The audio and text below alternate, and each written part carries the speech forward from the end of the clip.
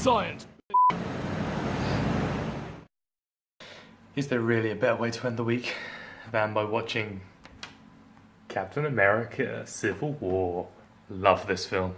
I think next to Deadpool, this is my second favourite film of all time. It's 11 o'clock Saturday, last weekend out here, so what we're going to do, plan is to visit Polish Army Museum, I think it's called, get some gifts, and then I might go to the Hard Rock Cafe, go back to the multimedia fountain show, so check out these guns. No, not them ones. Them ones.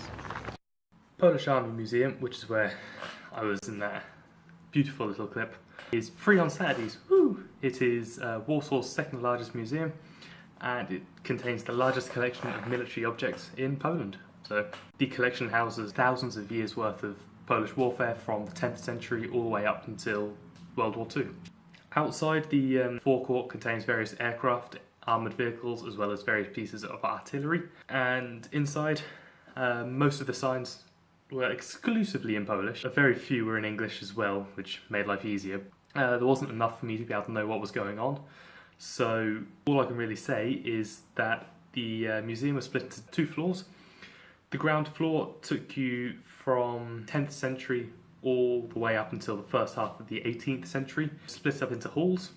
The first hall was the Middle Ages, then the Renaissance, the 17th century, including the war with Sweden, Russia, the Ottoman Empire, and Tatars,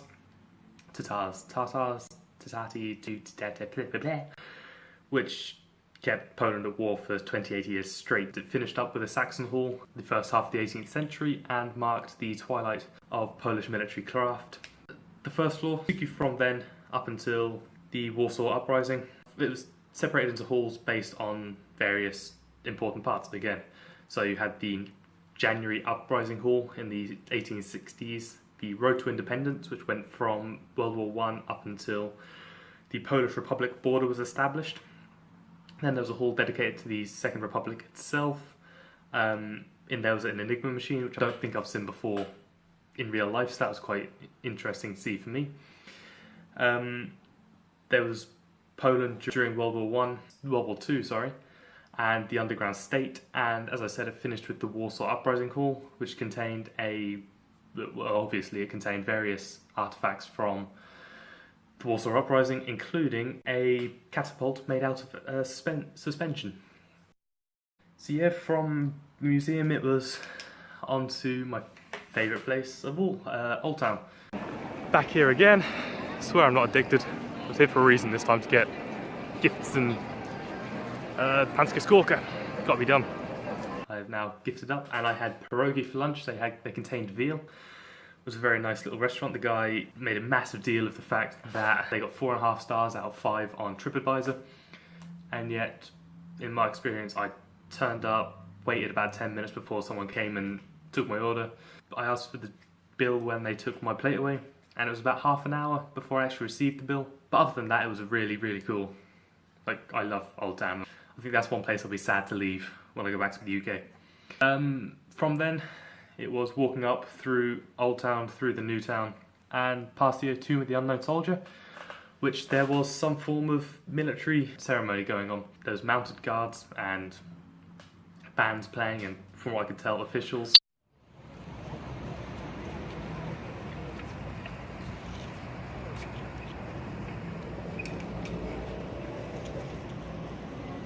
Hung around watching that for a little while, and then walked through the Saxon Gardens, where I found this beautiful fountain in a pond, or in a lake, and near to a temple of Vesta, who is the Roman goddess of health, I think it was. Then through the Centrum shopping centre itself, past a nice little record shop, hopping on a train back to Sabinki, having some dinner before I clear off, back to Old Town for this evening for the multimedia fountain show.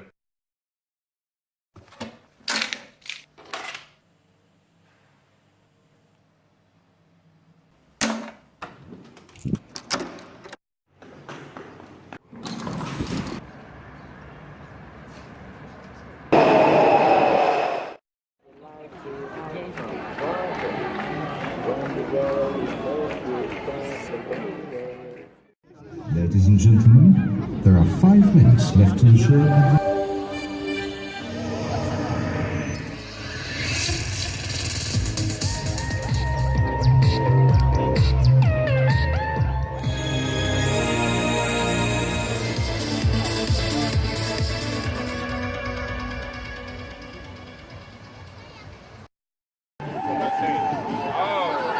Oh yeah.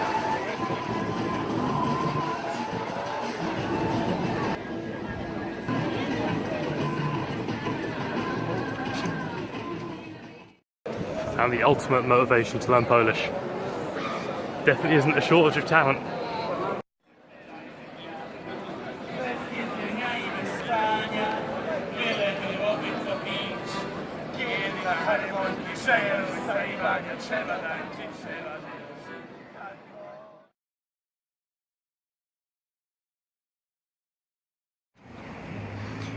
Right, behind me is the Warsaw Uprising Museum. It's one of the top recommended places to go in all of Warsaw. So I figured today, you know, I'll go there and then play it by ear for the rest of the day. So get there, massive queue for half an hour, and then be told at the door that nope, I'm gonna have to leave the queue, put my backpack in a very well hidden locker, and then rejoin the queue, which by that time had got longer and was out of the front gate. I've decided screw that for a game of laughs. It might be good, but it's probably not worth waiting, you know, upwards of an hour for. So instead, I'm gonna try and get to the Neon Museum, and we'll see what that's all about.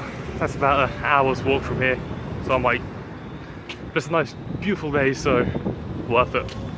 Anyway, instead of walking, I decided to hop on a tram this time, and mainly because that was about 20 minutes as opposed to an hour's walk, so I figured it makes a lot more sense.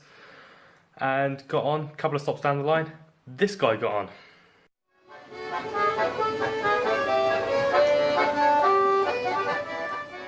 Fortunately, not long after I finished filming, he finished his song and then got off at the next stop. So, but no, this tram took me to the Neon Museum, which is set in a old factory in a place called Soho in Warsaw. So.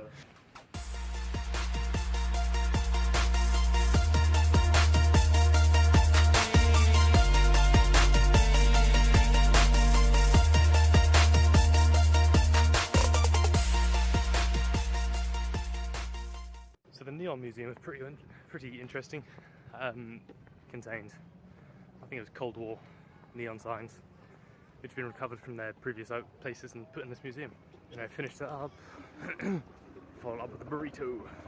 I believe it was my first one I've ever had. Very nice indeed. Now heading to the Chopin Monument for the concert. Actually going to make it this time. Following Google Maps through yet another park to Leszynki Park, which is where the monument is, and the concert itself. Wasn't actually allowed to film at the concert unless you were an accredited news reporter, but I managed to get this little clip for you.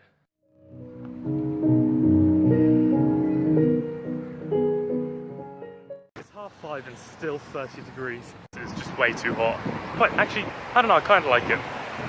Anyway, just finished up at the Chopin concert. It was about 45 minutes, packed full of, as you expect, Chopin music. Very relaxing. I think I fell asleep at one point, nearly. But yeah, just done a bit shopping now, heading back to Spinky. I'll catch you there.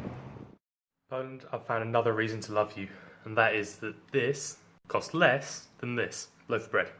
If you don't believe me, here's a picture of the receipt I got coming out of that shop earlier. This is how much the loaf of bread cost, and this is how much the beer cost. That's like 30 pence. This is ridiculous. I love you, Poland. I'm now going to show you some photos which I haven't managed to put elsewhere in this video. So yeah, hope you enjoyed that, and I'll see you on Thursday's video. Peace out.